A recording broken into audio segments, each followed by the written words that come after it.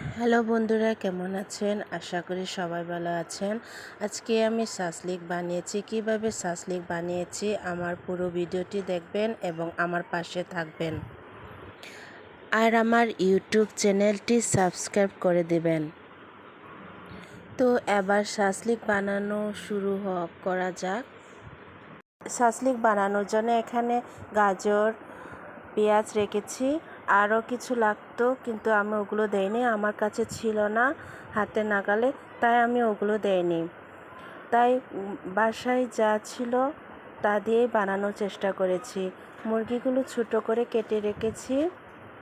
এখানে ঘরে যা মশলা আমরা প্রতিনিয়ত ব্যবহার করি ওগুলো দিয়ে বানাচ্ছি। জিরা, ধনিয়া, তারপর ব্ল্যাক পেপার, মুরগির মাংস মশলা, তেল, দই আর পরিমাণ মতো লবণ আর টমেটো সস দিয়ে ভালোভাবে মাখিয়ে নেব। মাখিয়ে 10 মিনিট রেখে দেব।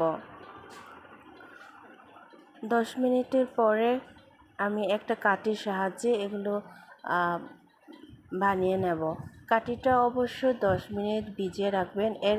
এর উপরেও ভিজিয়ে রাখা যাবে, কিন্তু আমি 10 মিনিট ভিজিয়ে রেখেছি। এবার আমি এই কাঠির সাহায্যে আমি বানিয়ে নিচ্ছি। আমি ঠিক এভাবে একে একে সবকটা আমি দেখতেই পাচ্ছেন বন্ধুরা, খুব অল্প খরচে ঘরে যা উপকরণ আছে তা দিয়ে আমি কিভাবে বানাচ্ছি।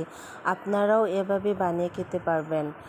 রেস্টুরেন্টের মতো তো আর বানিয়ে খেতে পারবো না, তাই বাড়িতে অল্প খরচে এবং অল্প জিনিসের মধ্যেই বানানোর চেষ্টা করবেন।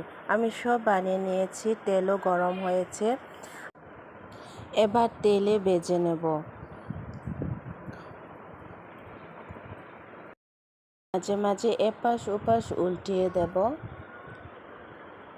এক পর্যায়ে আমার বাজানো হয়ে গেছে, আমি নামিয়ে নিয়েছি। আমার রেসিপিটা আপনাদের কাছে কেমন লেগেছে লাইক, কমেন্ট, শেয়ার করে জানাবেন। সবাই ভালো থাকবেন। Bye bye.